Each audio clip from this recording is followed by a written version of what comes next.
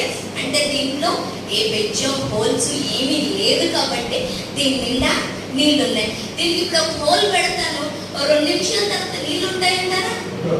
ఉంటాయంటారా?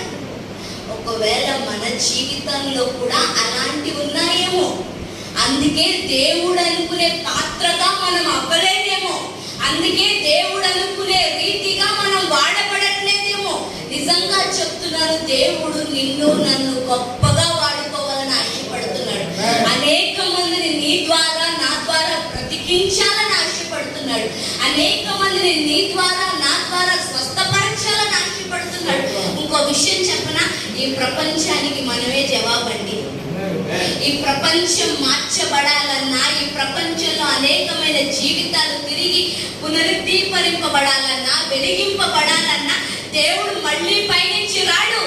ఆయన రూపంలో చెక్కుకున్న నిన్ను నన్ను ఆయన ఆత్మ ద్వారా నింపి నిన్ను నిలబెట్టుకొని నిన్ను రీప్రజెంట్ చేసుకొని ఆయన బాగు చేయాలని ఆశపడుతున్నాడు, వెలిగించాలని ఆశపడుతున్నాడు.